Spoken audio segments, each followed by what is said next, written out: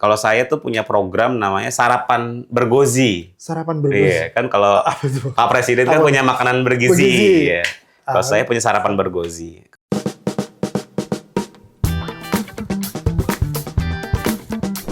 Assalamualaikum warahmatullahi wabarakatuh. Kembali lagi bersama saya Lucky Octaviano, manajer video Warta Kota Network. Dalam kesempatan ini kita akan berbincang santai tapi bermakna gitu ya bersama salah satu tokoh penting di Parlemen Ibu Kota. Nah, beliau adalah Haji Gozi Zulasmi. Aduh. SIP, anggota Komisi D, DPRD DKI, yang juga anggota fraksi Partai Keadilan Sejahtera. Beliau ini tentunya punya pandangan-pandangan yang menarik seputar dinamika politik, kemudian terutama dari kalangan muda ya, karena beliau ini memang masih muda, kebijakan publik juga, dan kemudian arah pembangunan Jakarta ke depannya nanti.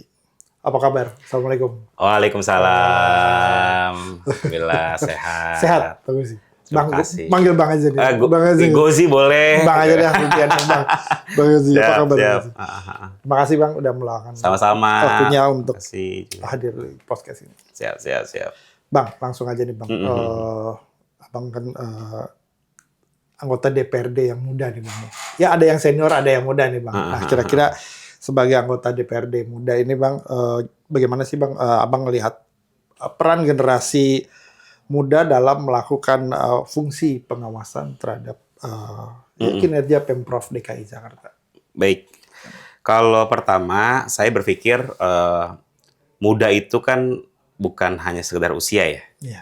Karena ada juga orang muda tapi pemikirannya lawas gitu Iya, ya. ada juga. Tapi ada juga senior-senior tapi jiwa dan pemikirannya muda. Nah, maka saya menyampaikan ini muda itu bukan dalam rentang usia, tapi muda sebagai satu hal. Mungkin saya ini baru lah, periode pertama dan juga gennya gen milenial gitu ya.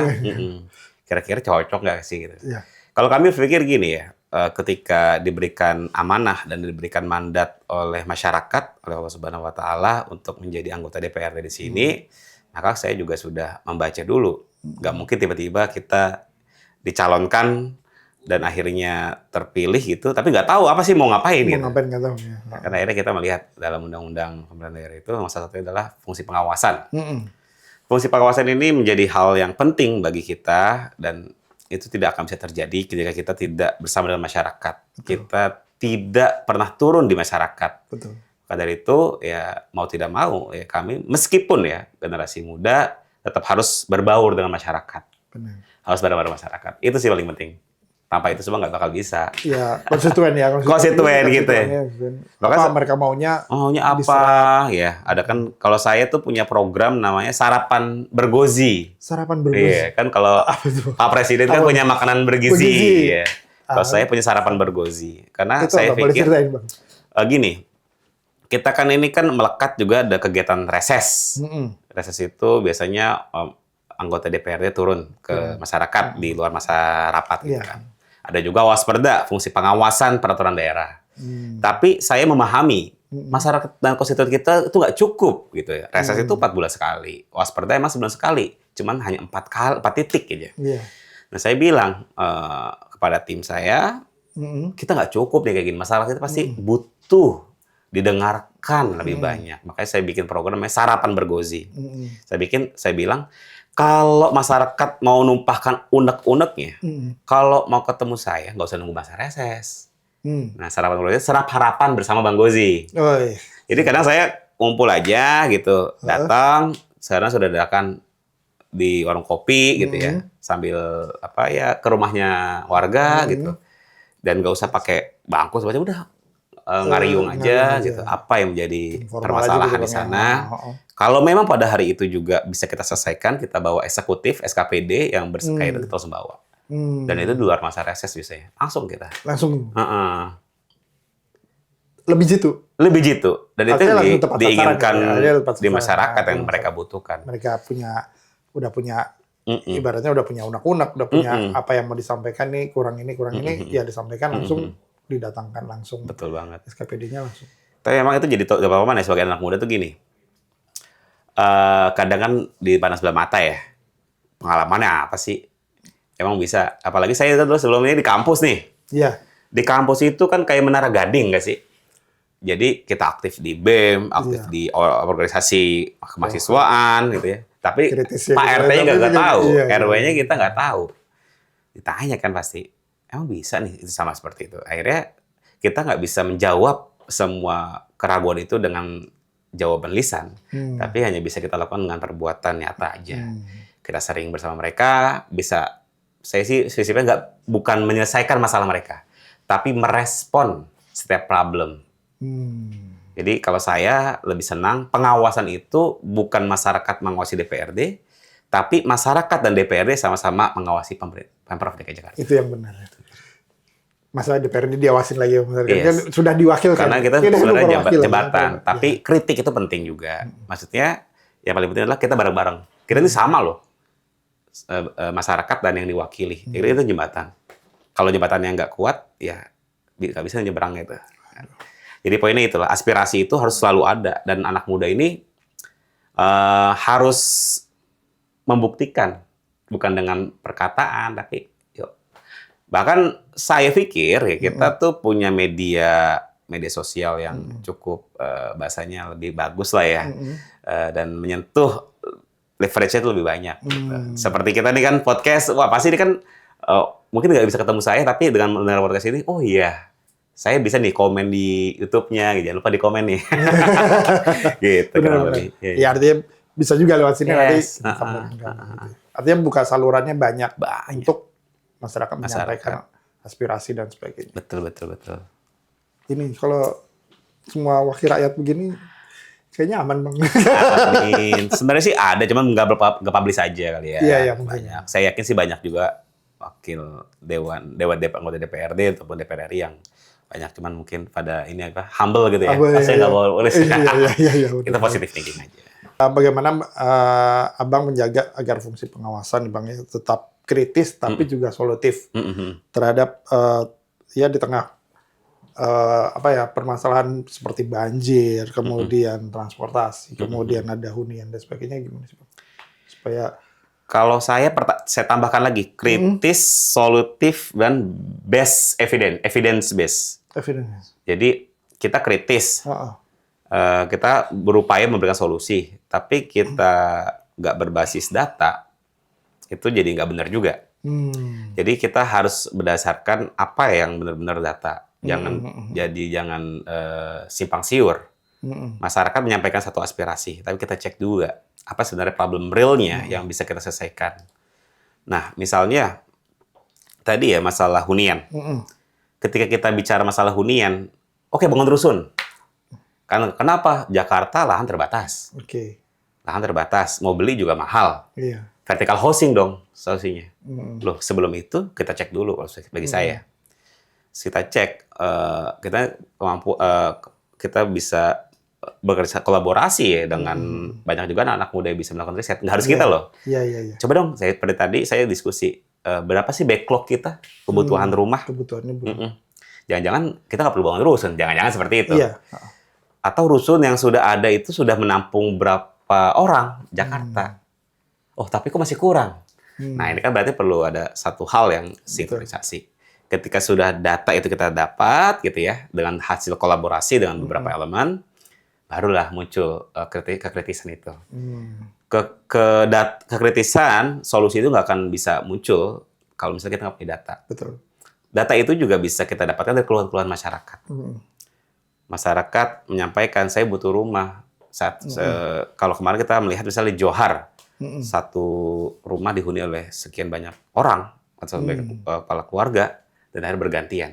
Dan itu sebenarnya potret dari seluruh masyarakat Jakarta, bukan hanya di Jakarta Pusat, Timur, Barat, ya. Iya. Kalau Barat tuh ya, sering banget. Nah, itu kan kita harus merespon itu dengan baik. Benar. Nah, cuman saya pikir sebagai anak muda juga, kalau kita nggak membuka diri, kita juga tidak menguasai masalah itu, orang juga nggak trust mau bercerita sama kita. Iya. Kayak kita memang secara BC itu kita punya data dulu. Setelah itu kita sampaikan lah kita sebagai jembatan itu di forum-forum rapat komisi, atau selalu saya pribadi tuh kadang mohon maaf juga nih pada teman-teman eksekutif, saya sering kadang sampai tengah malam pulang dari dapil, aduh kayak punya unek-unek penuh banget nih ya. Iya. Saya iseng WA mitra saya. Tolong dong, tadi saya habis keliling, ada aspirasi ini. Tapi saya bilang, nanti dibalas jam kerja aja ya. Tapi luar biasanya apa? Mereka kadang-kadang jam 2 pagi direspon. Itu saya kagum. Berarti mereka juga belum tidur segitu. Iya. Dan itulah beberapa aspirasi itu bisa segera ditindaklanjuti ketika kita komunikasi kita, bukan hanya dengan masyarakat, tapi juga dengan mitra kerja kita. Jadi mitra kerja itu bukan sebagai bawahan kita, tapi adalah mitra sejajar kita untuk menyelesaikan masalah masyarakat. Benar. Semua keputusan diambil harus dengan data. Betul.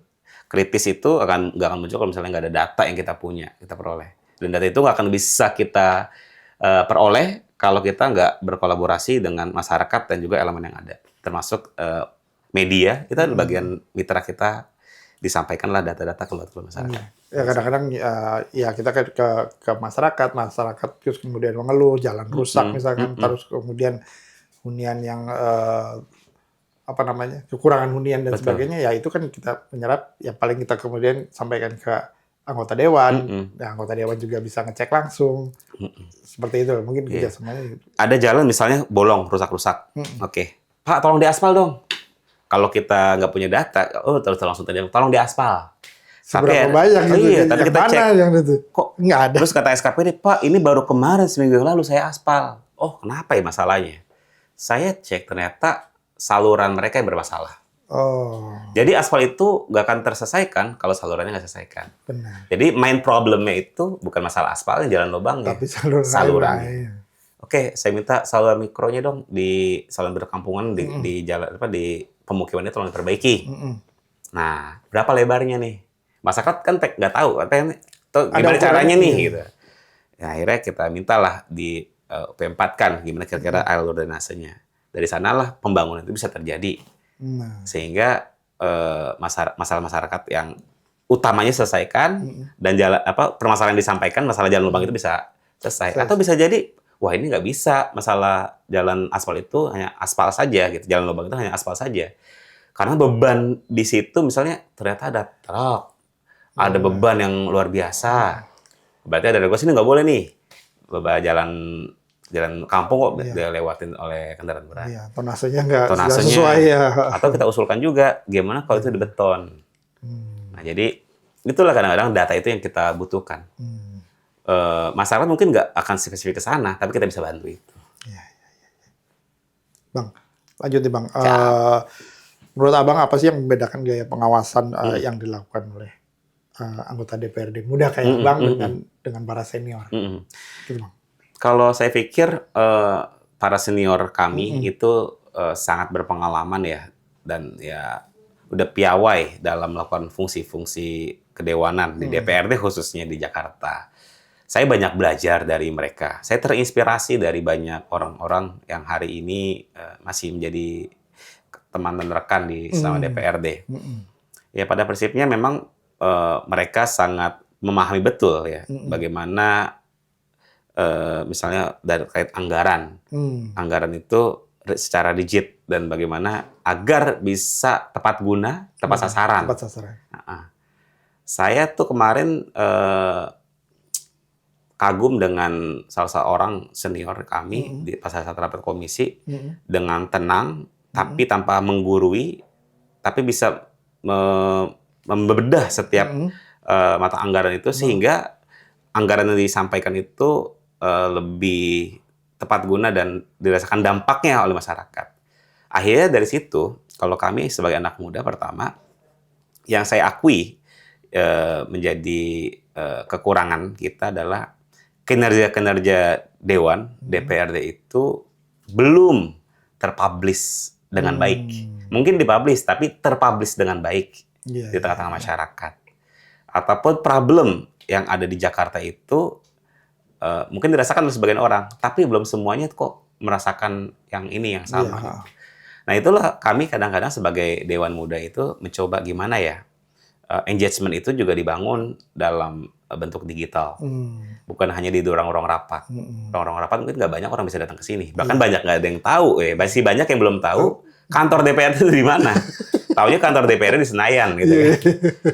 Sehingga bagi saya platform media sosial, platform media digital ya seperti hari ini menjadi penting dan maaf ya anak-anak muda mungkin lebih tune in terhadap isu-isu permasalahan seperti itu. Yang inilah bagi kami juga salah satu bentuk pengawasan. Saya pribadi misalnya punya channel YouTube sendiri yang artinya ini bisa meleverage lebih banyak orang, bukan hanya di dapil saya tapi seluruh Jakarta. Terus yang kedua, energi yang kita punya itu mungkin bisa lebih banyak. Kalau saya pribadi, mungkin setiap orang punya style masing-masing. Kalau saya akhirnya pola yang saya lakukan ya memang harus benar-benar ke masyarakat. Kalau biasanya satu hari misalnya 3 kegiatan, 5 kegiatan, maka saya bisa satu hari itu 10 kegiatan, 10 titik. Yang mungkin senior-senior juga banyak lakukan. Tapi bedanya adalah mungkin secara energi kita bisa lebih fresh gitu. Lebih fresh, ya. Lebih fresh itu saja.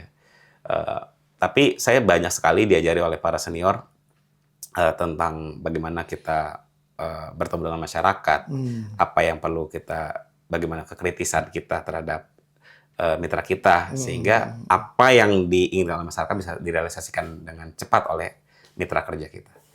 Jadi itu aja sih, memang banyak plus minus ya, sebagai senior tuh banyak sekali ilmu yang diberikan kepada kita, tapi sebagai anak muda kita lebih berupaya untuk menghasilkan inovasi-inovasi agar kinerja-kinerja itu bisa lebih dilihat oleh masyarakat dan terasa, paling penting itu. Terasa dan terdampak, bukan hanya terlihat, tapi terasa dan terdampak. Oke.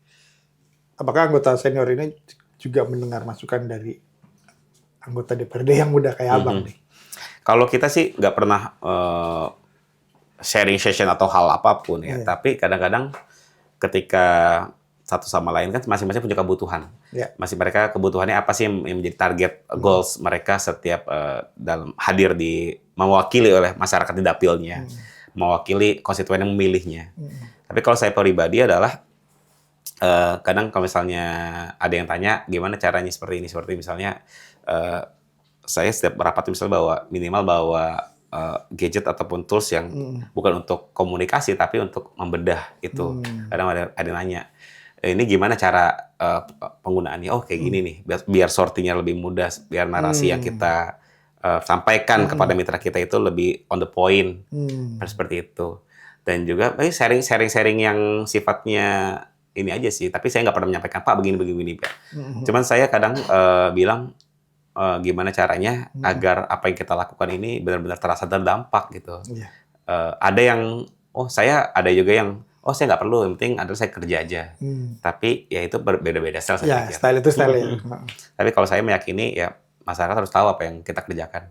Itu. Jangan tahu kalau cuma negatifnya aja ya. Itu betul. Saya orang lebih sering lihat berita negatif terhadap anggota dewan atau apa, ketika berbuat negatif disorotnya gede-gedean, tapi ketika yang bekerja malah nggak dilihat, itu kan jangan sampai seperti itu. Ya, itu menjadi PR saya juga karena gini, saya tuh kan punya ini juga ya, dicek, ternyata anak muda itu nggak terlalu suka konten-konten yang berbau politik, politik yang kayak kebijakan. Bagi dia apaan sih? Gitu. Karena saya punya channel YouTube ya gitu ya, Bang Gozi gitu namanya. Nah di sana ya memang rata-rata mahasiswa dan pasca kampus sampai umur 34-39, dari umur 24 sampai 34-39 lah. Range itu. Jadi sementara di bawah 24, 17 sampai 24 yang menjadi pemilih-pemilih itu nggak kena ya? Nggak kena karena apa ya saya pikir? Ternyata memaknai kebijakan itu harus lebih lebih kekinian ya, ke gen alpha, gen bahasanya beda, kemudian itu. Bertuturnya juga mungkin beda. Itu yang akhirnya keresahan itu yang mungkin berbedaan. Kalau kami itu sangat peka terhadap keresahan itu. Karena saya pikir mereka nih yang akhirnya besok akan meneruskan kita, yang harus tahu juga transfer of knowledge-nya. Apa yang menjadi problem. Betul. Kami sih berpikir itu, yang anak muda itu lebih peka terhadap itu. Sementara kan kalau yang senior-senior itu secara fungsi konvensional itu tetap dijalankan. Tapi kita kadang-kadang meka nih, supaya trust kita kepada masyarakat itu harus tetap ada nih. Gimana caranya nih? Apa kalau sekarang kan digitalisasi, Nah, maybe kita nggak tahu ke depan itu seperti apa. iya. Nggak kebayang, Nggak kebayang. 10 tahun lagi dengan kecepatan Tapi teknologi. konvensional juga kita lakukan, turba ya, Ya, itu. belusukan tetap. Tapi yang media-media ini agak leverage-nya menyesuaikan dengan populasi mayoritas yang ada saat ini gitu. Benar. Oke Bang. Sekarang nyinggung ke ini kali Bang ya, ke apa namanya, Abang sebagai anggota Komisi D, di mana ada soal rumah hunian dan sebagainya. Ini Bang, gimana DPRD DKI Jakarta bisa memastikan target proporsi 30 ruang terbuka hijau RTH minimal 30% di Jakarta itu bisa tercapai Bang? Oke. Pertama memang yang paling penting adalah political will, satu. Yang kedua adalah support fiskal, budget yang cukup. Yeah. Terus yang ketiga eksekusi yang bagus, akuntabel, eksekusi. Nah 3 hal ini setidaknya, ya yang secara spontan saya sampaikan ini, yang menjadi kita mengukur ya amanat undang-undang untuk 30% ruang terbuka hijau, 20% di publik, 10% di private. Tapi saya juga mengakui ya, kalau kita hanya mengandalkan APBD, nggak cukup. Entah sampai kapan ini baru akan terpenuhi.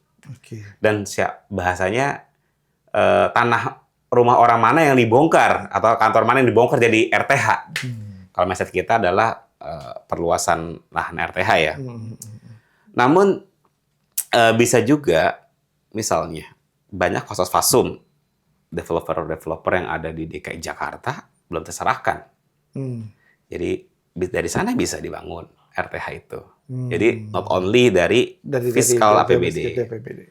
Dan itu yang harus serius kita antara Pemprov DKI Jakarta, yang mungkin komisi yang lain gitu ya, komisi C gitu ya, harus benar-benar mengejar itu. Terus bisa juga adalah dengan ini, saya tuh kemarin menawarkan membuat insentif kepada masyarakat yang mau mengorbankan. Nah ini mengorbankan saya gini, dia punya halaman rumah misalnya ukuran 100 meter gitu ya, terus terkait RTH. Kan pengennya nih kalau mindset orang Jakarta, apalagi orang Betawi, saya nih maksudnya saya kan orang Betawi, kalau bisa maksimalnya bikin kontrakan yang banyak, karena apa, kebutuhan uang gitu kan. Betul. Tapi gimana caranya kesadaran kita, oke kalau gitu beberapa halaman rumah kita jadi ruang taman-taman, jadi buat pohon, itu kan membantu Pemprov. Betul. Tapi kalau misalnya secara sukarela gitu, bagus, tapi itu dia harus dikasih insentif. Insentifnya atau misalnya kebebasan untuk PBB seperti itu, ataupun insentif-insentif yang berdasarkan kajian gitu ya. Saya pikir kayak gitu, sehingga kolaborasi antara masyarakat dan pemerintah itu juga terjalin. Mau sampai kapan kita pertumbuhan RTH kita setiap tahunnya dengan anggaran yang ada tahun ini, yang akan dibahas di tahun 2026 misalnya, sekian miliar gitu ya, dan sekian 4,4 hektar kalau nggak salah gitu ya, tahun 2026 untuk makam 2,2 dan 2,2 untuk taman. Terus sampai kapan itu akan terjadi 30%?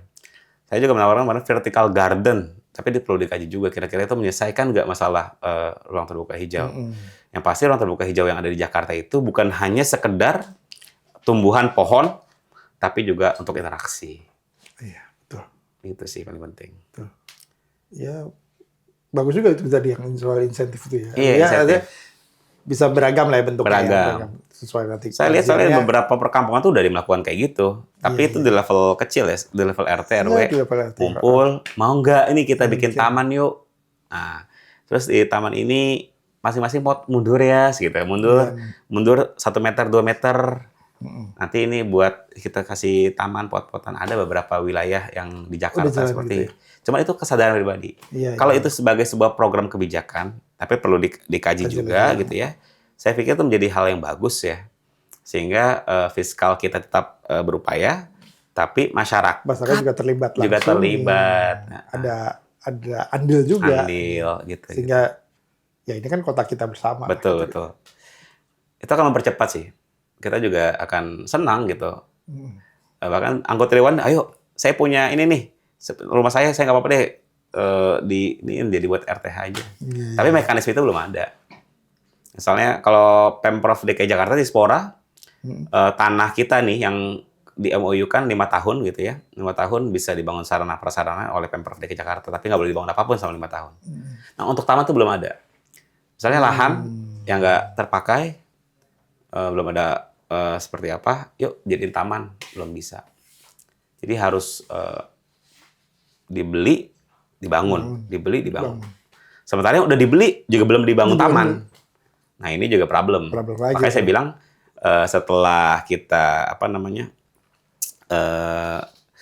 yang paling penting juga akuntabel, belanja yang akuntabel. Belanja akuntabel adalah ketika belanja emang harus tercatat, bukan hanya transparan tapi juga ini bisa terhitung dampaknya kepada masyarakat, outcome-nya kepada masyarakat. Iya. Gitu. Ya di situ mungkin peran anggota DPRD yang mengawasi dan kalau udah dibeli, ini mau diapain nih? Mau diapain? Yang beli doang. Beli doang. Iya. Terus kemudian soal rumah hunian, Bang. Gimana DPRD mengawasi program hunian yang layak dan terjangkau bagi warga yang ya katakanlah berpenghasilan menengah ke bawah lah. Iya. Kalau teman-teman komisi Jakarta ya, gitu. Jakarta ya, ada 2 sebenarnya masalah hunian. Ada yang kita membangun vertical housing yaitu rusunawa dan rusunami, tapi juga ada juga yang paling penting juga adalah masalah penataan perkampungan. Nah, yang ini juga kita tidak boleh lepas. Makanya di situ kan nama dinas itu bukan dinas perumahan, tapi dinas perumahan rakyat dan kawasan pemukiman. Jadi itu nggak bisa dipisahkan. Tadi itu ya, saya sebagai generasi muda, anak-anak muda, kadang kita mikir nih, kita habis nikah, pilihannya 2, mau ikut orang tua mau mertua. Jarang akhirnya gue harus punya rumah sendiri. Iya. Ketika dia berpikir kayak gitu, paling nggak dia ngontrak. Iya. Terus ataupun cari deh apartemen yang kalau itu mau berdua doang hidup gitu kan. Iya. Mau beli landed house mahal. Nggak kecapai gitu kan. Dengan penghasilan sekarang. Seharusnya penghasilan kita udah buat cicilannya nggak cukup. Nah ini akhirnya yang perlu diregulasi. Lagi data. Saya tuh masih penasaran the real data backlog kita tuh berapa. Dan Maksudnya nggak ada surveinya sih, Bang? ada, dibilang per tahun 200.000. Terus yang kedua adalah yang sudah kita bangun itu sudah mengcover berapa backlog.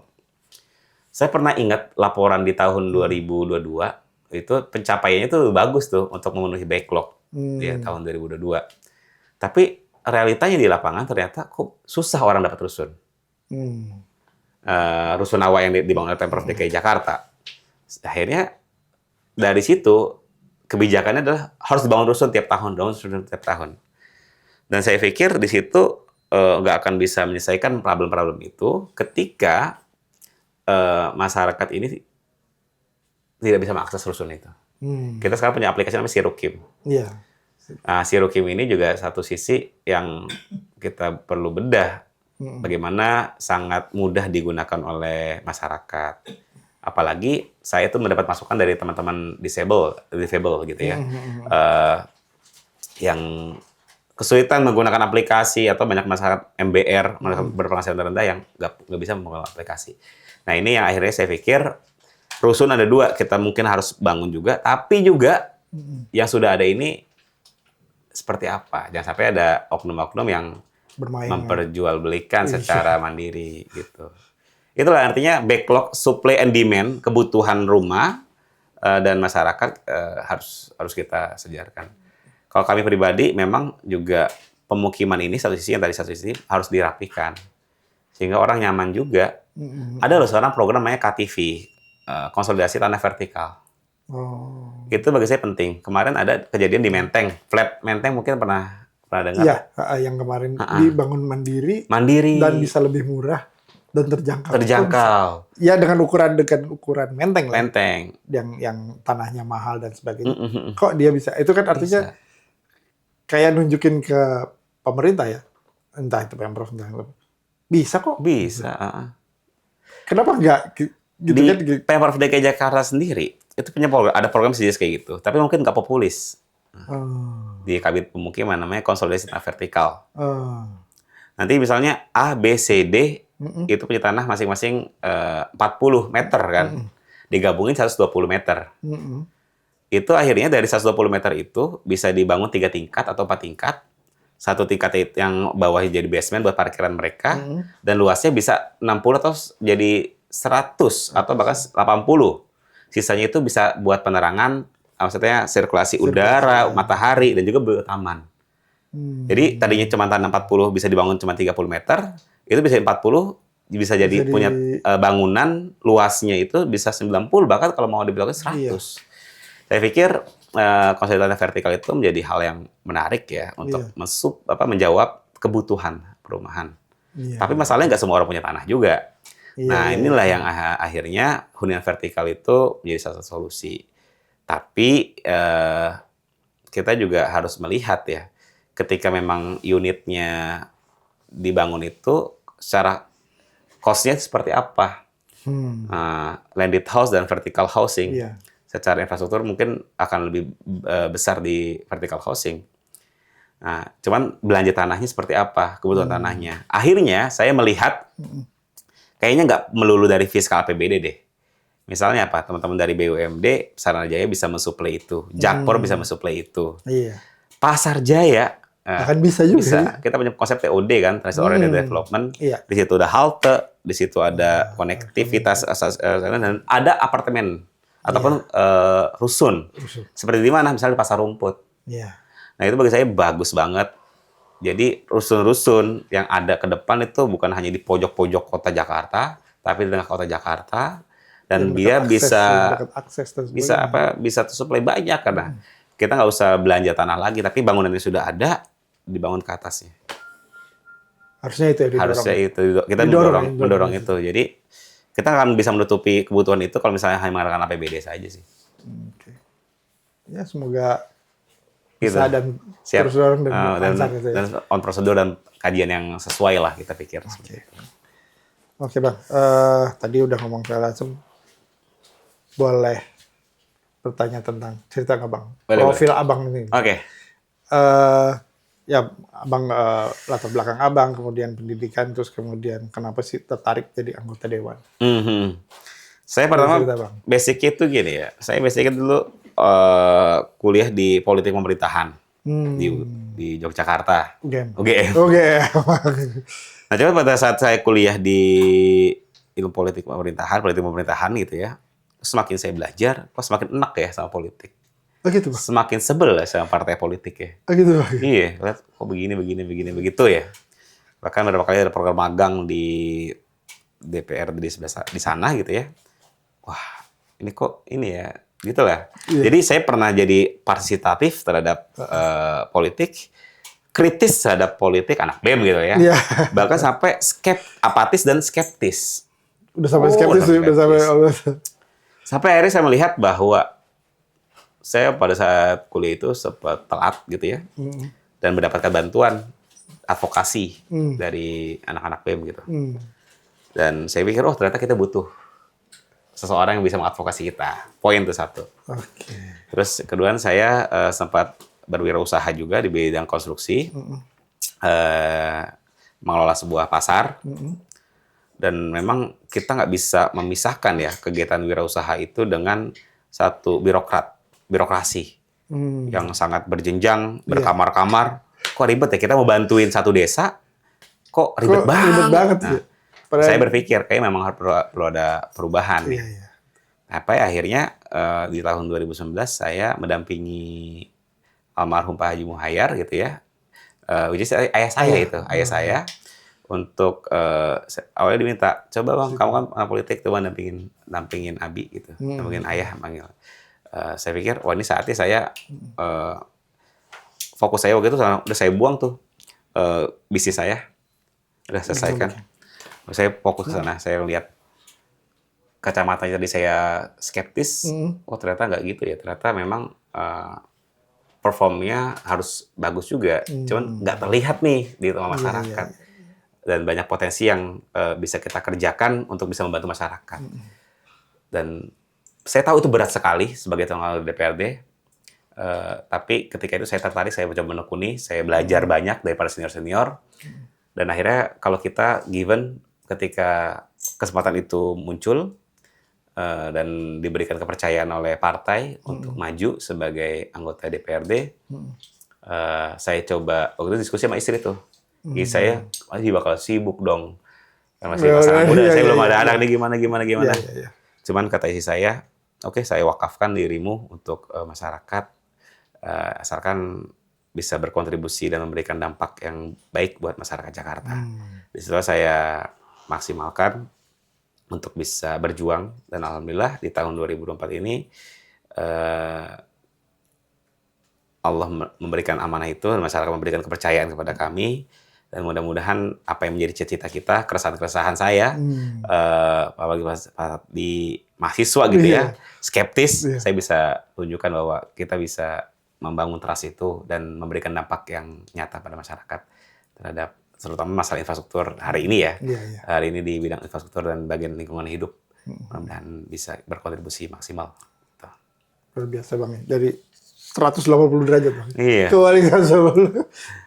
Iya. Artinya dari yang skeptis tapi tetap bisa akhirnya bisa masuk. Jadi sebenarnya saya bagian orang-orang yang pada saat itu mau kritisi. Tapi saya pikir ketika di luar itu kita bisa memberikan masukan. Tapi rasanya ketika di dalam ini juga bisa, banyak hal yang bisa kita lakukan dan kontribusi real. Apalagi kalau di DPRD ini kan beda dengan DPR. Kalau DPRD ini kita sangat berkaitan dengan hajat langsung. Masalah jalan rusak, real, masalah got mampet, masalah real, masalah lampu mati. Yang ngerasain sendiri. Kayak gitu sih. Jadi saya senang sekali kadang-kadang bisa merespon setiap masalah masyarakat. Karena prinsip saya pertama, bukan harus diselesaikan, tapi pertama yang penting adalah direspon. Ketika direspon, kita cari solusi baru sama-sama. Dan itulah dia data dan kita jembatan untuk bisa menyelesaikan itu. Oke. Saya pikir begitu. Oke. Bang, satu lagi nih Bang. Abang kan putra daerah nih Bang. Betawi Bang. Gimana mendorong kaum muda Betawi supaya bisa banyak kayak Abang gitu ya, berbuat kayak Abang, berbuat untuk kotanya sendiri. Kan stigmanya selalu, sorry Bang, kalau Betawi kan punya kontrakan cukup, sekolah nggak usah tinggi-tinggi, kayak gitu-gitu Bang. Tapi Abang kan bisa mendobrak gitu ya, stigma itulah kira-kira gitu ya. Abang bisa kuliah di Jogja, di Gajah Mada, sukses sampai kemudian jadi anggota dewan. Amin. Gimana Bang, mendorong anak-anak muda? Ya kalau saya pikir sebenarnya banyak orang-anak Betawi yang sukses. Cuman paling penting adalah pede, confident, memunculkan kebetawiannya. Itu juga sebagai autokritik buat diri saya. Artinya saya pikir di Jakarta ini banyak orang-orang Betawi yang bagus-bagus. Cuman kadang belum menampilkan kebetawiannya seperti kota kita. Kota Jakarta sangat modern, tapi masih malu-malu menunjukkan identitas kebudayaan Betawinya. Jadi saya pikir kayak gitu. Dan saya sangat bangga sekali sebagai anak Betawi dan berupaya untuk mengangkat harkat martabat anak-anak Betawi gitu ya. Tanpa juga membeda-bedakan. Semua masyarakat Jakarta juga harus kita layani semuanya. Tapi sebagai orang Betawi juga saya berharap ya kita semua paling penting adalah di pendidikan sih. Karena bukan masalah sekolah banyak, kita bangun sekolah banyak, tapi yang paling penting adalah aksesnya. Terus yang kedua adalah masalah tenaga kerja, bukan masalah pabrik-pabrik kita di Jakarta banyak, tapi aksesnya. Nah inilah yang bagi kami di DPRD itu yang bisa kita lakukan adalah membangun regulasi itu. Bagaimana anak Jakarta ya, orang berKTP Jakarta ini diupayakan pertama paling penting adalah pendidikan. Dari pendidikan itu akan muncullah sebuah ide-ide, sebuah kemauan. Dan pendidikan itu bukan hanya formal ya, tapi kegiatan yang non formal, komunitas-komunitas. Jadi nggak harus pemerintah take over at all masalah. Tapi saya pikir banyak komunitas-komunitas yang juga pengen menyelesaikan masalah yang ada di Jakarta, cuma harus disupport oleh pemerintah. Karena pemerintah kadang-kadang belum bisa menjangkau itu semua. Nah, banyak komunitas-komunitas yang ada, misalnya komunitas-komunitas literasi ya, komunitas-komunitas pendidikan yang informal. Nah, ini saya pikir juga harus disupport. Dan juga tadi saya pikir komunitas-komunitas kebudayaan Betawi, misalnya yang ada, itu harus mendapatkan perhatian dari Pemprov DKI Jakarta, karena itulah yang nanti akan membangun Iya, dia mereka yang akan melestarikan, not only, yang jaga kan not only identitas anggota DPRD, not only Pemprov, tapi mereka lah yang sebenarnya menjadi tulang punggung yang harus diperhatikan juga. Itu sih paling nggak. Oke, keren Bang. Kurang lebih seperti itu, mohon maaf kalau saya salah nih. Kami masih belajar juga terkait ini, tapi saya dari diskusi ini saya selalu jadi gelas kosong. Gelas kosong itu artinya, dari abang saya dapatkan ilmu, inilah yang ketika diskusi sama masyarakat, bukan berarti saya yang paling tahu semuanya. Tapi saya jadi gelas kosong, ternyata masalahnya ini, ternyata ini loh. Akhirnya saya tinggal kelola apa yang menjadi informasi itu menjadi satu pengetahuan dan menjadi legacy yang bisa saya sampaikan. Selalu menjadi gelas kosong. Selalu jadi gelas kosong. Oke, Bang. Oke, Bang. Terima kasih banyak ngobrolnya. Banyak hal yang bisa diambil hikmah oleh nanti oleh Sobat Porta Kota. Bisa mengambil manfaat dan sebagainya dari kita. Terima kasih banyak, Bang. Terima kasih banyak juga nih sudah berdiskusi. Mudah-mudahan juga menjadi ruang bagi seluruh anggota DPRD bahwa kita ini terus bersama-sama dengan masyarakat ya. Dan juga berjuang bersama-sama menyelesaikan setiap persoalan yang ada di DKI Jakarta. Ya, baik, pemirsa jangan lupa juga ikuti channel YouTube-nya Bang Gozi nih. Apa Bang namanya? Bang Haji Gozi. Bang Haji Gozi. Silakan ditengok, di subscribe. Siap. Di like dan komen. Di like dan komen. Ini juga boleh nih kalau misalnya ada yang mau ditanyakan. Yang mau ditanyakan boleh di kolom komentar di sini nanti. Saya balas nanti. Ke akun saya. Siap. Terima kasih. Sama-sama, Bang. Terima kasih. Ya, siap. Baik, Sobat Porta Kota, demikian tadi pembincangan kami dengan Bang Haji Gozi Zulasmi, SIP, anggota Komisi D DPRD DKI Jakarta, dan juga anggota fraksi dari Partai Keadilan Sejahtera. Sampai di sini perbincangan kita. Jumpa lagi nanti di sesi berikutnya. Demikian, Assalamualaikum warahmatullahi wabarakatuh. Download Tribun X sekarang, menghadirkan lokal menjadi Indonesia.